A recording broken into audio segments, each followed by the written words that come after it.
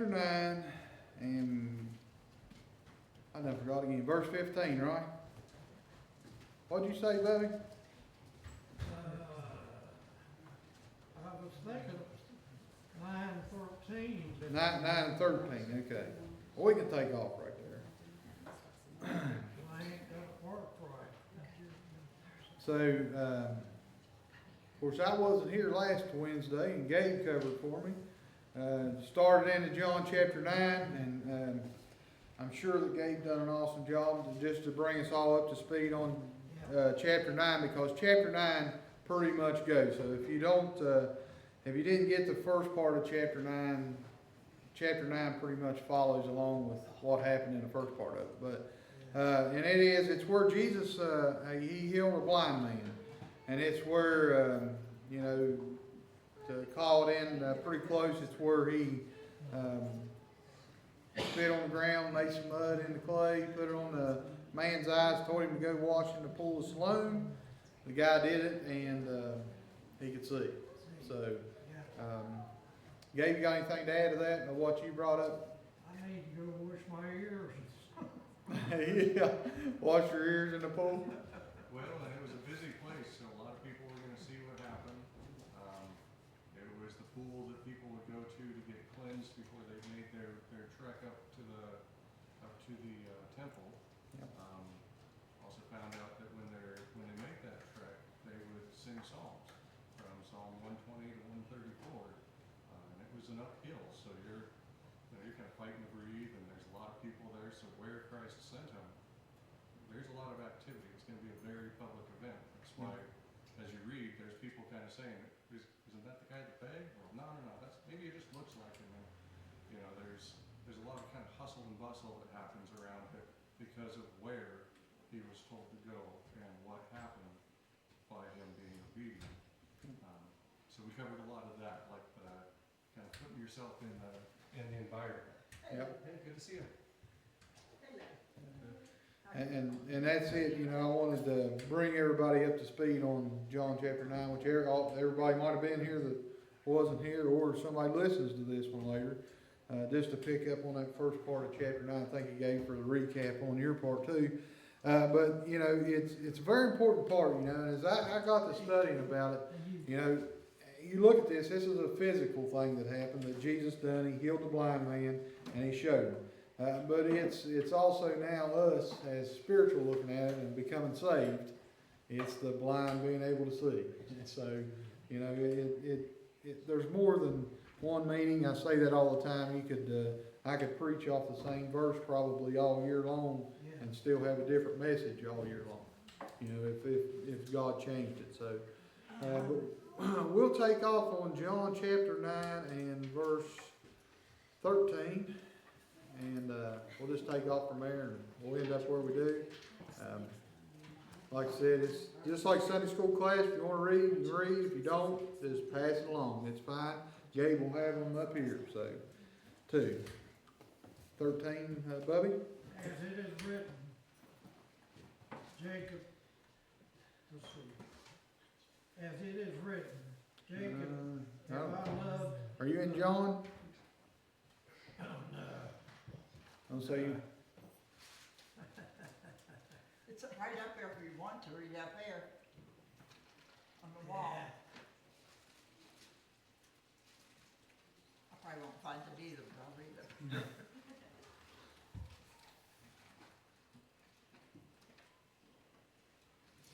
See, that's 9:13. 9:13, yep.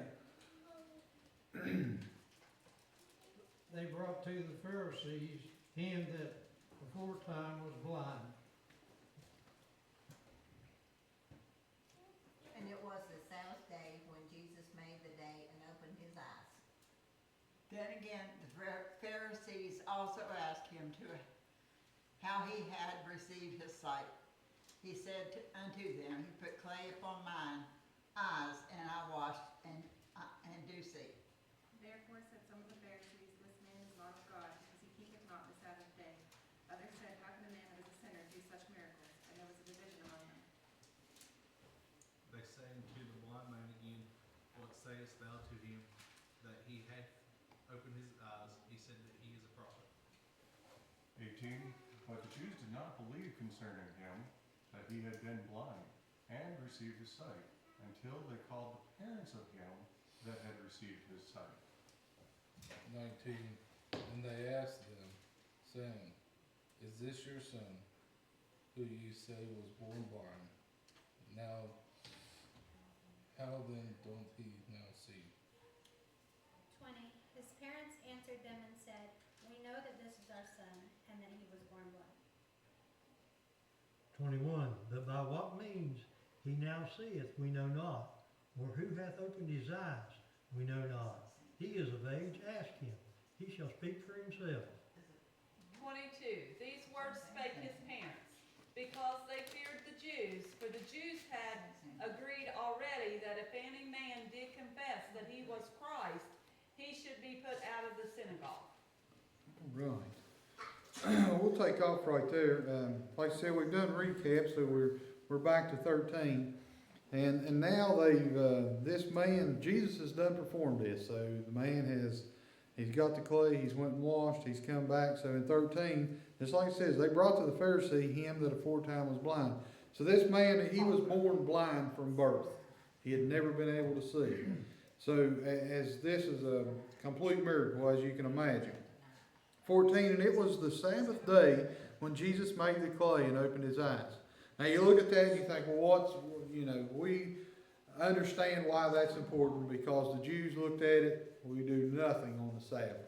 Yeah. But when you look at it, I mean, the way that they held that rule, they broke it themselves. I mean, just getting them putting clothes on or whatever, they broke it even at that, but they looked at it, so they had a standard to where, well, we can do this much, but we can't do this much, so they're looking at it, of course, we understand the Jews are after Jesus. They're looking for some way to crucify him, ultimately, in which they get to that. So they're looking for every little thing that he does, and so what's wrong with this?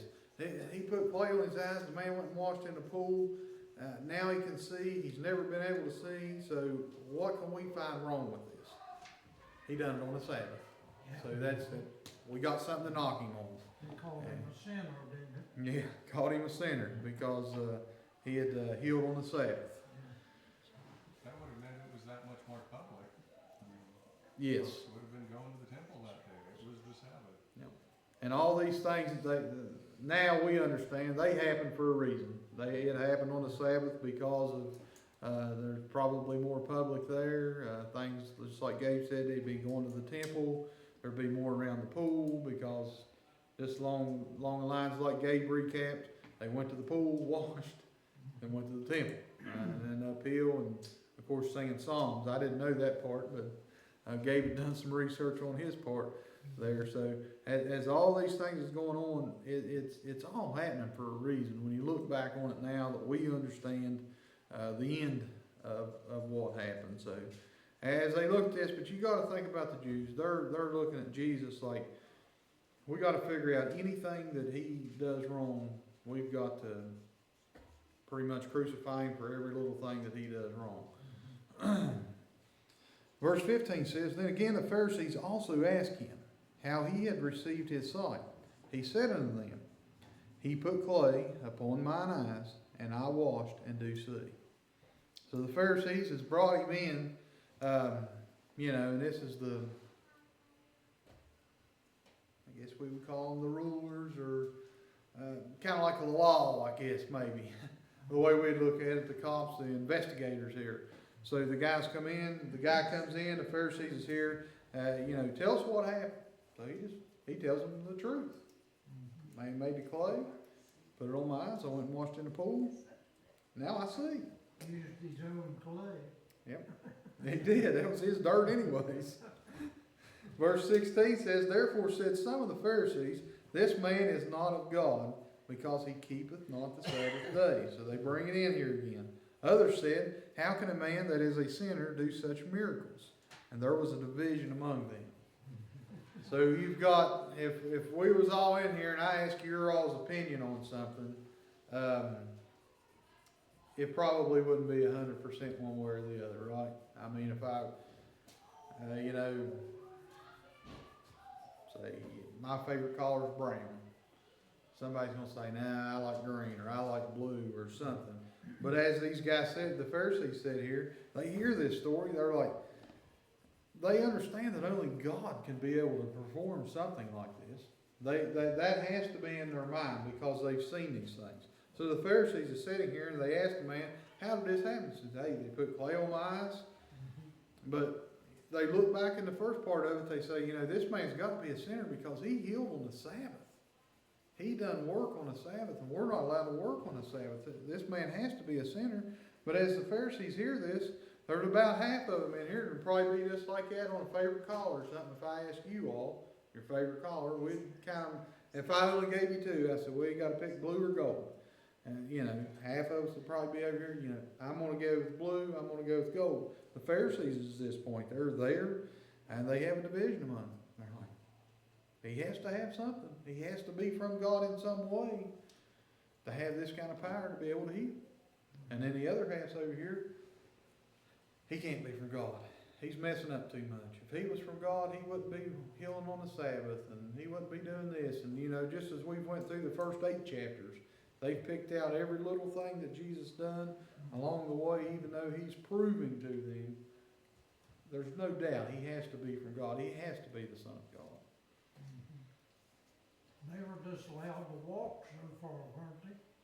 Oh, yeah. Like a quarter of a mile on the Yep. Sabbath. Yeah, there was a list of rules a mile long. Yeah. And Bobby said they was only allowed to walk like a quarter of a mile on the Sabbath. I think that is about right. We had that discussion one Wednesday night. There was a certain distance you could walk on the Sabbath. Yeah. I think there's like 613 or something like that, different rules they had to follow, so. 613, yeah, okay. Gabe said 613 rules they had to follow, so. Yeah. And that sounds about right. So, yeah. The Sabbath was very important to them. But it was, you look back in the Old Testament time under the law, it was there and in place for a reason. And as we get into this, of course, Jesus is. Well, and the way I understand it is a lot of those laws went beyond what God told Moses to do. Yeah. They went to like, okay, so, what's a good one? Okay, so, if they said that you're not supposed to steal, right? God says we're not supposed to steal. People put their stuff in a safe so that someone won't steal it, right? They had stuff like that where, in order to not steal, we're going to make sure that you don't do this and this and this that lead up to stealing. So if you don't do these other things, then you won't be tempted to do the really bad thing. And then they double down on these rules that were just kind of extra, that were ways to be led towards that temptation, and they treat them the same as God's immutable law, which then, at that point, Christ shows up on the scene and goes, guys, you're getting this wrong. It's not under thumb like that. So he had a lot of turning to do as he came through it. But at this time, the Pharisees are the only ones that are able to read the Word of God. Well, you got the scribes and the Sadducees and.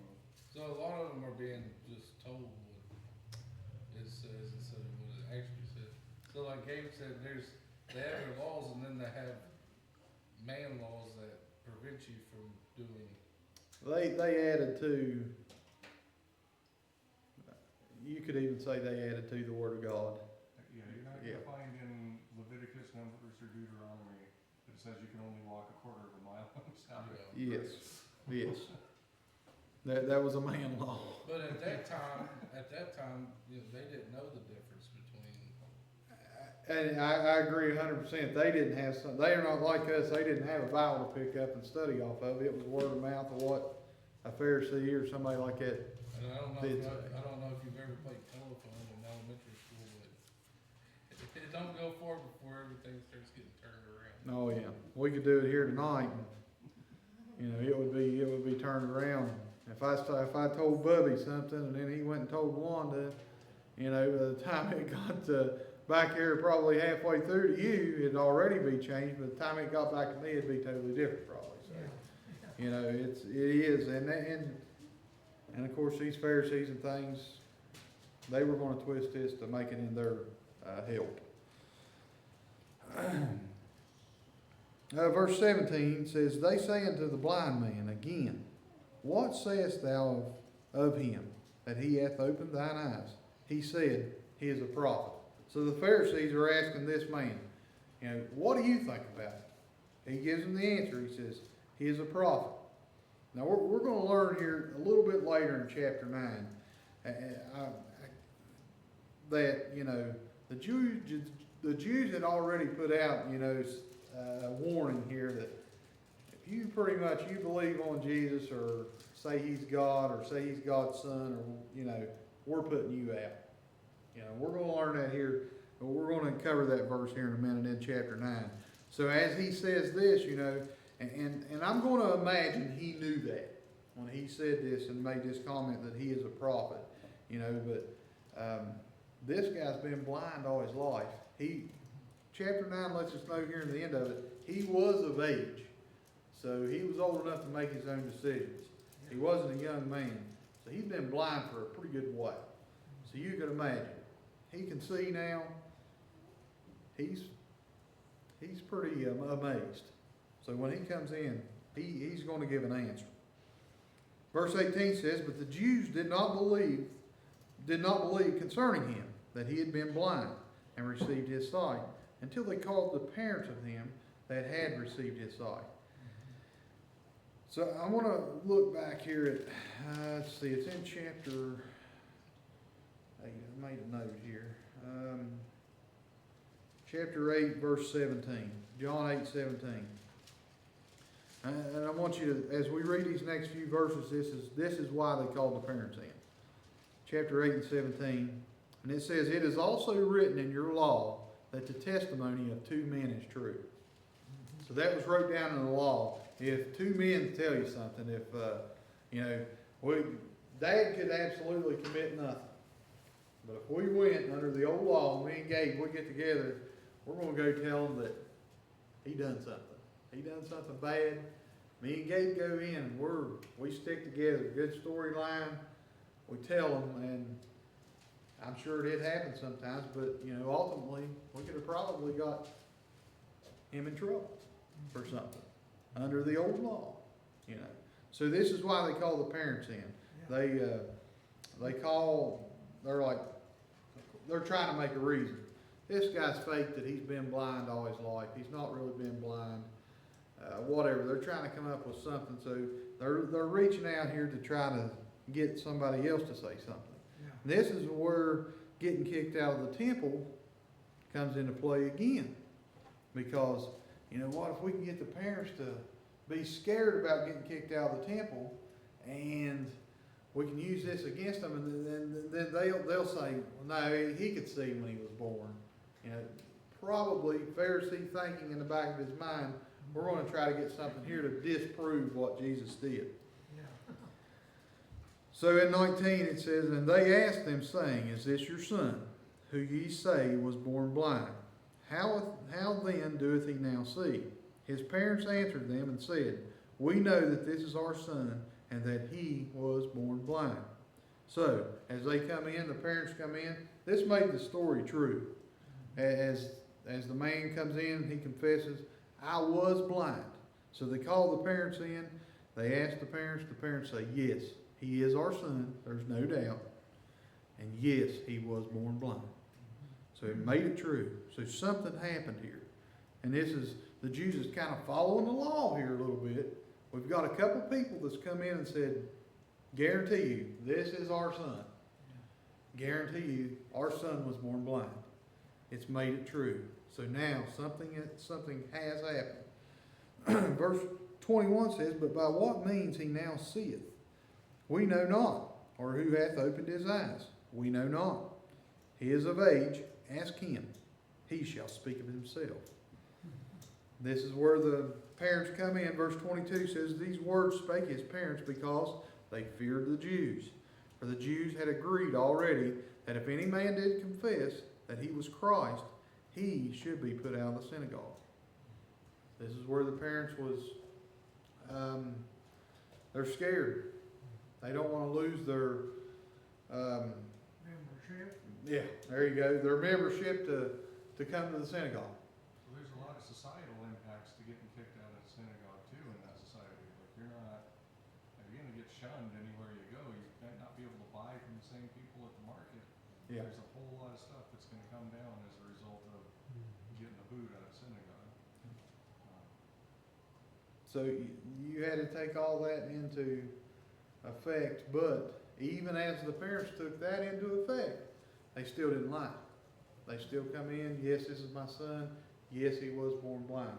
So it reaffirmed that this man was definitely blind and had been blind all his life. And something happened, because I'm sure you could tell I ain't walking around. If he could walk around and not run into something, he could definitely see now.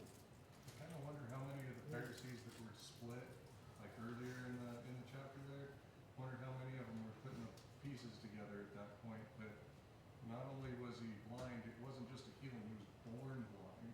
Yep. So this person would have to have creation as part of something they could do, only God has that. And that's a great point, because we still have Pharisees sitting in here kind of half and half. We got some of them that's over on this side of the fence, and they're like, this guy's got something. He has to be from God. We've got the other Pharisees over here that he can't be from God. He's a sinner. He healed on the Sabbath. He done all this. He's done this, and this. He's wrong. We're looking back to Moses. That's it. So you still have a split room here. You look at that in today's world, though, it's the same way. You've It got the is. Christian people here that believe and trust in Jesus and know he died on the cross. Then you got the worldly people out here that's like, don't believe it or won't believe it, whatever. They will one day, but, kind of the same scenario in a sense, because, you've got the people, that believe, and then out here in the world, you got the ones that, like, don't believe, or the devil's got them so blinded they don't see. Yeah, and that's another great point, just as you was talking about that. We see the miracles happen that other people don't see. I was on that. I mean, even, probably till, I believe I was saved and I knew who Jesus Christ was, but probably until, I'm going to say maybe 30 or somewhere around in there at my age, did I start seeing really what God was doing, or what God could perform, or what was really happening, that how he was still doing these miracles. It just wasn't in this form and fashion. I mean, he uses doctors and medical professionals and things to do these works, but how did they learn to do this stuff? It's just like me and Bobby was talking about, Richard talked about his shaking. He had Parkinson's. I mean, he got so bad he couldn't hold a cup, he couldn't feed himself, he couldn't turn the pages in the Bible. I mean, this happened just after he had the revival here.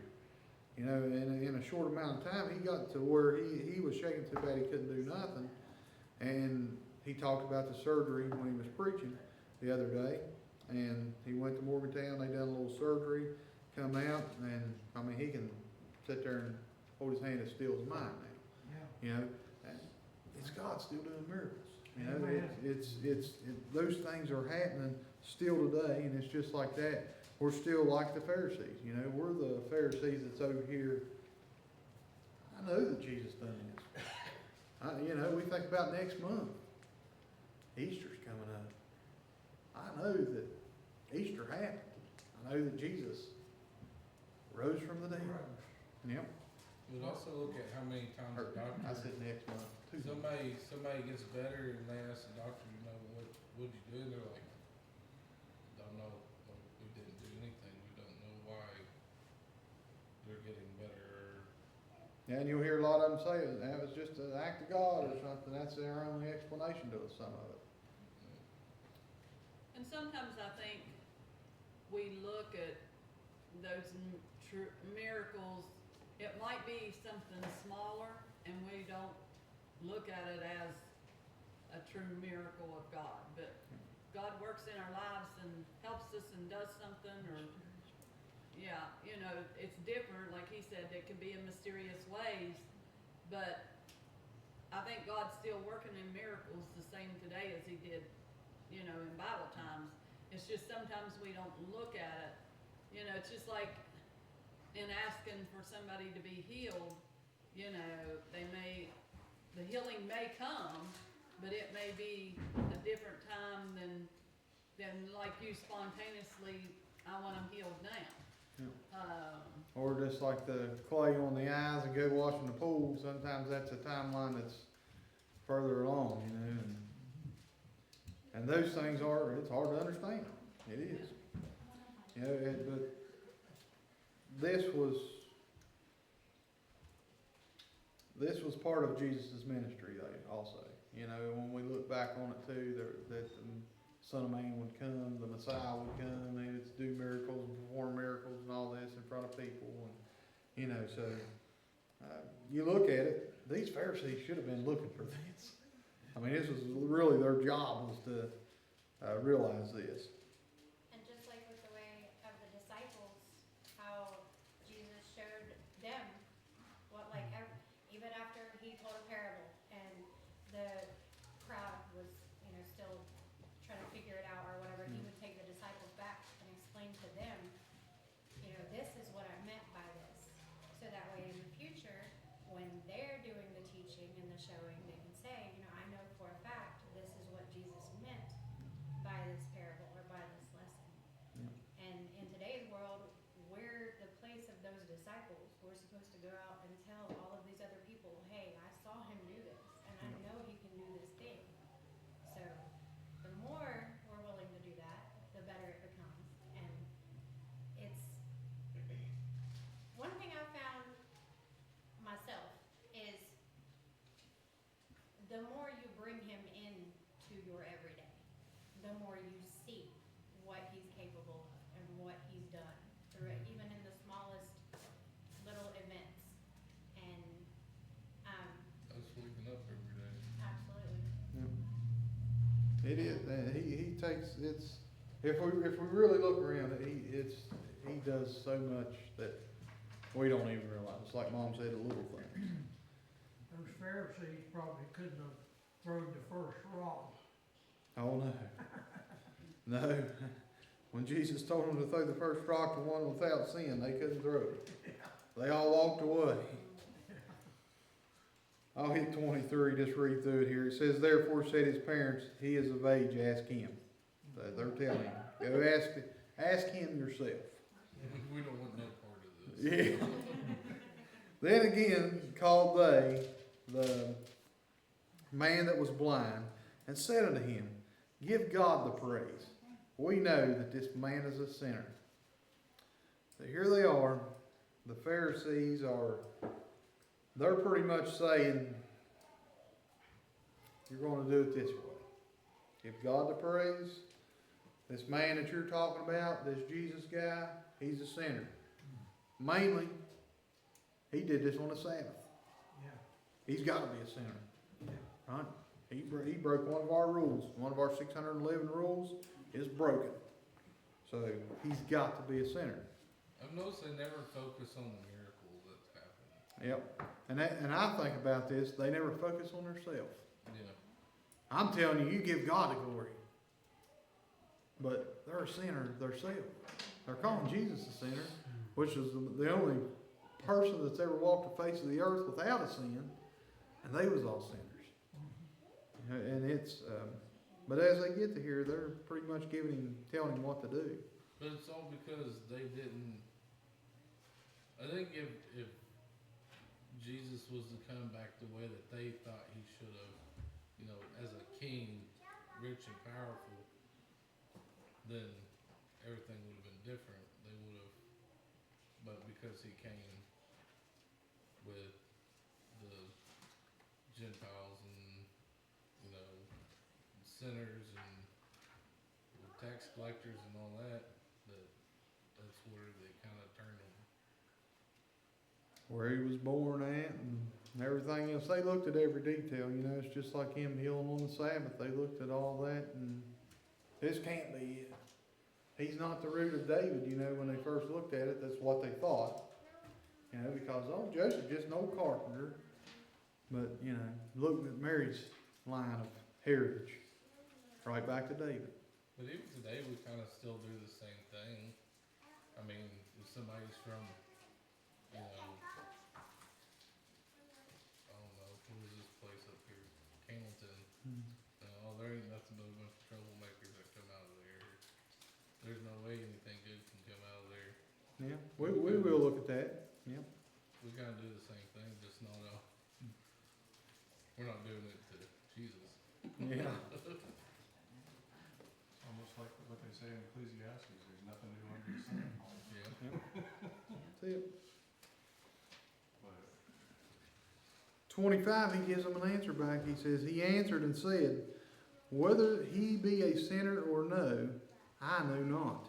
One thing I know, that whereas I was blind, now I see. So he gives them the perfect answer. I want to speak the truth. Just you think about it. The parents came in.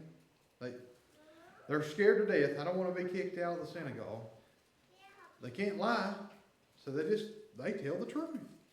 It's like us telling our kids, you know, it's better just tell the truth and go on, right? We've heard that when we was kids. Just tell the truth and go on.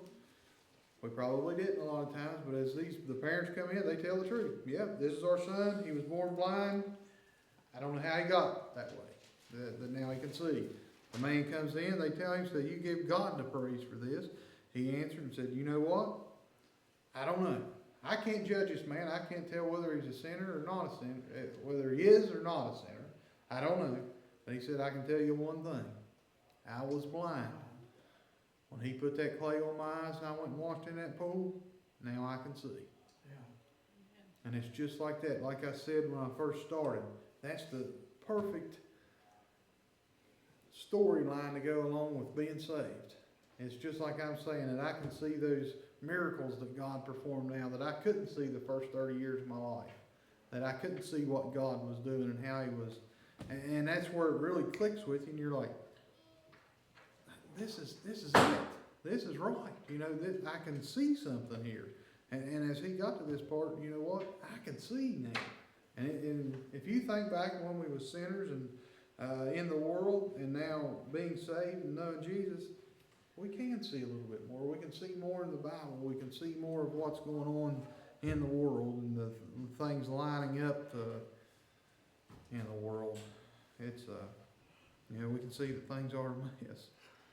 I guess we were spiritually blind, weren't we? Yes. Yep. Spiritually blind, and now we can see. Yeah. You get saved, now you can see. 26, they come back at him again. Then said they to him again, What did he to thee? How opened he thine eyes?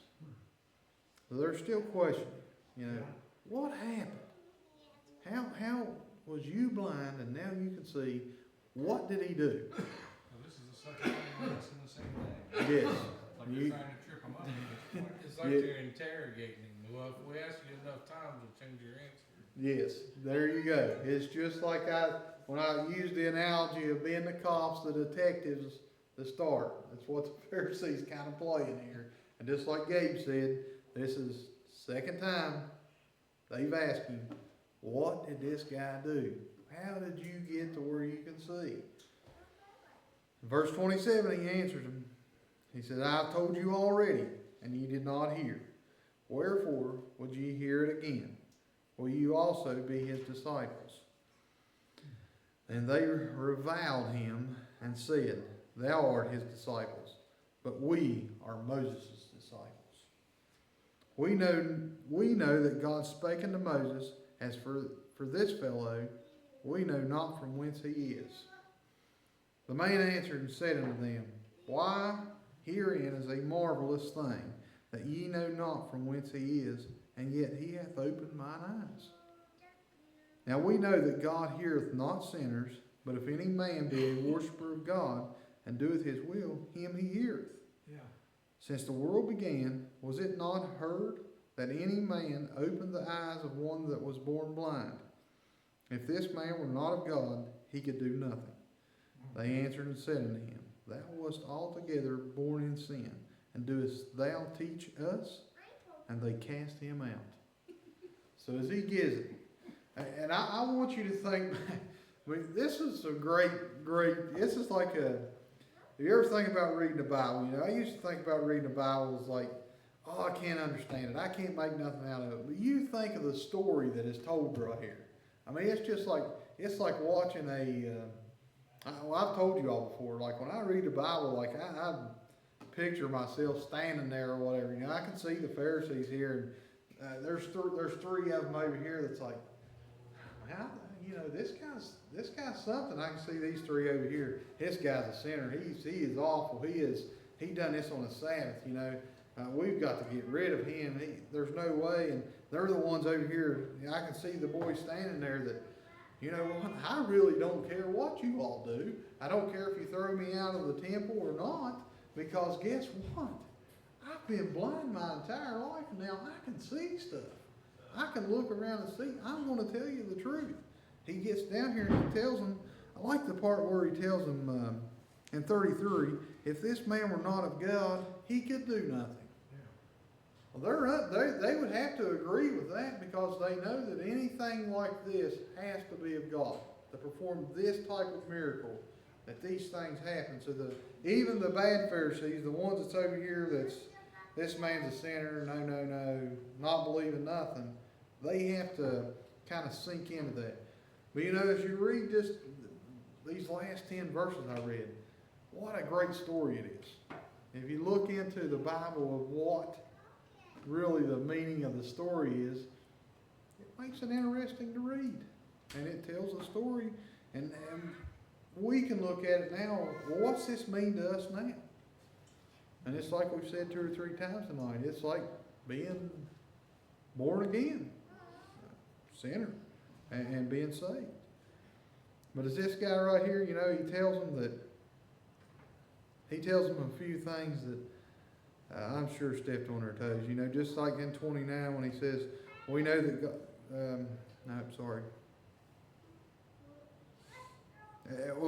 back in 27 where he says, will you also be his disciples? Oh, that stepped on some toes. And as they got down through there, and they say, you know what, we're Moses' disciples. We have nothing to do with that. They tell them there in 29, they admit that we don't know where this guy came from, even though they do. They know where he came from. They know that he's performing these things, and just as you get down to that last verse I read there in 34, I don't think that they can deny that in one part of him that he's not from God. Because how else does he perform these miracles? Or the question would have had to be coming in their mind, are we serving the wrong God? Or is there another God out there? There would have been all kinds of things going through their mind. We know and understand there's only one God, and that's God. Well, and you got to consider, the Pharisees dealt with people claiming that they were Messiah. Yes. A lot. And it was easy to disprove these people. If you could catch them, you didn't have to, there wasn't a lot of work you had to put into it. They let themselves be known by it. Now they've got Jesus here, and Jesus is doing stuff that, wait a second, scriptures, they can't disprove them. They're running into trouble against this. They're not able to actually get him to out himself the way that all these other people in the past did. There's something different here. And now their eyes aren't open to see who he is either. Yeah. Because if they actually read scripture enough and realized all the things that Jesus is doing, where he came from, what's going on around him, they realize who they were dealing with. But even Jesus himself says, yeah, then they would open their eyes and be saved. Or maybe it was John the Baptist on that one. It might be John the Baptist, I believe. John the Yeah. Baptist on that one. But you think about it, if the Pharisees, and they would have had a way, but you think about if they would have just took their mind back to maybe what Isaiah wrote down, the book of Isaiah, and all the things, the prophet Isaiah, these things was wrote many years before Jesus was ever here. And pretty much, not pretty much, for sure, line to line, what Isaiah said was gonna happen, Jesus performed. Whatever miracles or whatever guidelines was laid out, Jesus was fulfilling them. And it wasn't things that just any common person, just like Gabe said, there was many people said they was Messiah, but are they gonna be able to come out and perform these things? Are they gonna be able to spit on the ground and take some clay and put on the guy's eyes, tell him to go wash in the pool of Siloam and heal him from a blind? No. You know. You can get that to this day and age. There's people that, well, every once in a while, you'll catch them on the news that they made the claim and, you know, they're clearly not, and you can find out why, because they're not doing the things that are lined up in scripture that say what's gonna happen before the second coming. Yeah. But He coming up and I'll hit you on the forehead or something. Yeah, it's not, you know. God works through us, but we're not the ones that can do any of that. I'm pretty sure the blind guy by now is like, and I thought I was blind. right. Yeah. I think that's where the disciples' job came in. Yes, and you know, they get down here and just like we've been talking, they couldn't disprove him. So the only thing we can do is they pretty much got to turn on the guy that was healed, right? We can't disprove what he done. So let's just get rid of the guy that is standing here that we're questioning. You know, we brought him in. We want to know what happened. We've asked him. We brought his parents in. We said, hey, what happened? Was this boy really blind when he was born? Yes. So what do we do now? Let's get rid of him. So they cast him out there in verse 34. Get out of here. Because I want you to think about this, just as, you know, what we've read, Gabe covered the first part of the chapter, and we've come through 34 verses, but we started on 13 tonight, and we've come down to 34. Think of the story that we've heard tonight, and how interesting, and the storyline that we've read, and what has happened, what Jesus performed. It stood the test of time.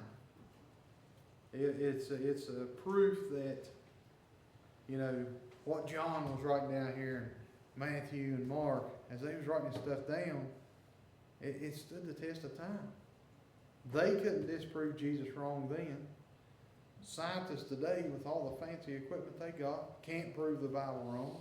They try all the time, and all they do is prove it right, even more than what it is wrong. You know, and it's amazing, and it's great of how good that is. You know, it's just like we've talked about. Somebody start reading Matthew, Mark, Luke, and John. Read those Gospels and through there, because it's a storyline. It's telling a story. It's about life. It's about, you know, it's like any book that you could read. Gabe listens to it all the time. You know, on It's an easy it's habit. yeah. Like, if you get into the wake up and listen to it habit, then it's easier to do it every day. I do it at work myself. I mean, I'll, you know, put earbuds in and, you know, sitting there at the break or whatever, and I'll click my phone on and hit play on that. But if you look at it in a way of, I used to look at it in a way when I was younger that, oh, this is just boring. But I never realized of what, you know, this is just as good as watching a show or something. I just have to get in there and understand and listen to it for what it is. And it's exciting. Don't do what I did and start in the Old Testament, then you're like, oh, there's no help for me. Yeah, you start back here and yeah, it is. And you know, and a lot of people pick a Bible up and they think, they look at it like a book. Well, I got to start reading in Genesis. I got to understand Genesis first. And which, you know, you get to that point, yes. And it is good to understand the first part of Genesis, but you can't, it's hard to start back there and then not to, you know, because we're living under Matthew and up. You know, I got what some Jesus numbers done. and I was like, I might as well stop while I'm ahead. Yeah, because you're reading about them 611 laws they had. And it's, just like them, there's no way that we could live our lives under those laws. They couldn't live under those laws. Just like I said, they were sinners themselves, calling Jesus a sinner. You know, they was not there. So, anybody got anything, any comment on that before we leave the blind man that was healed? Because once we get into 35, we kind of leave it. It's always good to get context, especially if you're new to reading the Bible, understanding what that book was, what it was intended for. And I'm not talking about like when you first started. When you first started, I'll tell anyone, Matthew, Mark, Luke, and John. Oh yeah. Get to know who Jesus is first, because by getting to know Jesus, you get to know God. Yep. And then, at that point, when you want to understand more about Him, that's when you can start looking at, creation, what happened to everyone coming up through the Old Testament and leading up to Jesus. And then that opens you up a little bit more to find some really cool stuff. I'm going to go ahead and say it, the 2 Samuel 5:6, which I covered that last week, but, where you realize, and God, the Jebusites had basically told David that there's no way that he's going to take Jerusalem. God already had a plan. And all these years later with Christ, he's like, not only did he take it, not only did it belong to the line of David, not only was God's promises right, but then when God came down and showed us how to live, he addressed some people saying some things in ways that we wouldn't have even thought about. It's a book it's not a book that you get from the bookstore and just read once. It doesn't work that way. It's ever changing. It is. For sure. Adam, I was thinking about you saying, that you, before you saved, you couldn't understand the Bible. Well, I was the same way, and I've talked to other people. I know of one fellow in particular, I know he was lost, he'd tell me he was, but he said, I tried reading that, he went to church a time or two, I tried reading that, but I can't understand it. And it's like Bubby said, now to me, and it's almost the same way with this guy, when he got his sight, when we're lost, we're spiritually blind. We can't, we don't understand it, When we get saved, the Holy Spirit helps us understand everything. And but I did hear a while back talk to a fellow. He'd been in church a long time. And one day, me and him was just talking, and I said something about, hey, I need to read my Bible, this or that. He said, well, I don't even do it no more. I said, why don't you do it? And I said, why don't you read your Bible? And he said, well, if I read it, I can't ever really understand it, and I forget it 10 minutes after I've read it. And I thought, now, might be something wrong there, Yeah. I'm glad you said that, because that was my, I kind of left that out, but that was my topic, or what I was relating the Bible study to tonight. Was, that blind like receiving the sight. I mean, I can see that in that somebody, I was blind all my life until I got saved. Yeah. But then I wasn't physically blind, but I was spiritually blind. Yeah. And, that was just another book for me. Yep. But no different. And I think that's where it gets really interesting. You start seeing the stories, you start. Think, I know I read that before, and it is alive too, that word is, because it don't change. The different times when you read it, God shows you something different in it. Yep. You might have read Matthew 5 100 times. Well, and you come back a year later and read Matthew 5, and I'll see something in there and say, now how did I miss that all the way of reading that? But wasn't time for me to know it. No, I was like preaching out of Proverbs 3. Yeah. This Sunday, I know I've preached there before. I don't write them down myself, but I know I've preached out of that probably multiple times, but never the meaning that I had Sunday. No. So it's great. I know I've told this here before, but and I don't know if it's a true story or not, but a guy had helped, they called this one guy in to hold a revival at this church. And the first night, whatever he preached on, he did that the second night, the same thing. The third night, the same thing. And some of the deacons went to him and said, buddy, do you know any other messages? He said, oh yeah. He said, God gives me all kinds of them. He said, why don't you preach a different one? He said, I will, when you start doing the first one. I thought, oh, Yeah. That would be about like this boy right here telling this, the same, this story, yeah. yeah, I thought of that. Well, this past Sunday, when we weren't able to make it, and I was sitting and doing my reading and going through my devotion and stuff, I sat and told Jeremy, I'm like, it's amazing how throughout the years growing up, anytime I picked up a Bible, opened it up to wherever, I could read and read and read and not grasp it. Yes, and now that I'm saved and I have the want to know what it means and to understand it, it's a whole book of lessons. Yep. And that is exactly what, you know, one way to look at this story.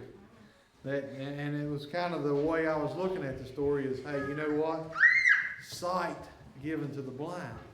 And that's us getting sight to be able to read and to understand and to know what these stories mean. You know, it's the same as first being saved and things like that. And having that want to do that. You know, we need that. And God can provide that. He can. And there have been so many times here lately, just little instances happening and things going on in like smaller circumstances that end up in bigger situations. And it's like I want to scream out to people and be like, do you not see what God just did in all of this? But it's like they have to want to understand it, to understand it. So it's like I will enjoy it and I will revel in it all I can and hope that anybody can see that message through me. But it's an amazing thing to experience when you let it happen. So thankful for it, that's for sure. Well, we'll take off on verse 35. Kind of gets us back to another story for next week. John chapter 9, 35. I'm sure we'll probably get over into chapter 10. You know, and chapter 10 gets us in there as my study Bible title is Jesus as the Good Shepherd. So something to think about there. But as we close out tonight, Mom, you want to, let's sing in front of the book. We'll, if somebody, if you got something to pray about tonight, you know I say it all the time, the altar's always open, but we'll sing a couple, God is so good. And if you got something to pray about tonight, chance to do it. We're just going to sing, really ain't got a page number, but front of the book, God is so good. God is so good. God is so good. God is so good. He's so good to me. He cares for me. He cares for me. He cares for me. He's so good to me. I love him so. I love him so. I love him so. He's so good to me. I praise his name. I praise his name. I praise his name. He's so good to me. All right. Well, I don't think there's really any announcements coming up. Just Sunday morning. Of course, back 10 o'clock and Sunday night at 7. I think we should be maybe away from this snow. Hate that we had to cancel Sunday night, but we should be back to, I'm hoping back to normal. Invite somebody out to church. Kids, we're going to be waiting on you, Jerry. Too busy on the phone. on up. All right, now we'll. You can stand here.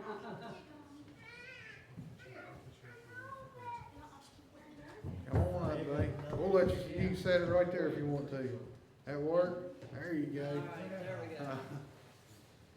Praise the Lord! Praise the Lord! Praise the Lord! Amen.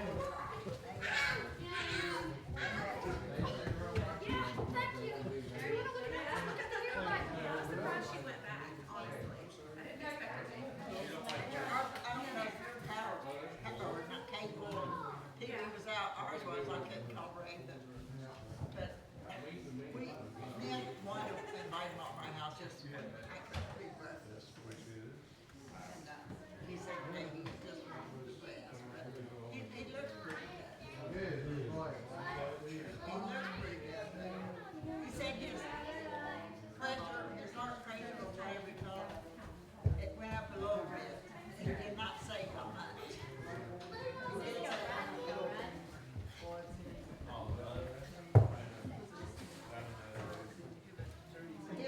He's dying to come to church, but, see, I couldn't get a hold of him as if he would come, Yeah. because Yeah, mine's been out too. I got some candles around the house, on the internet, and everything, the internet, 'cause the other people-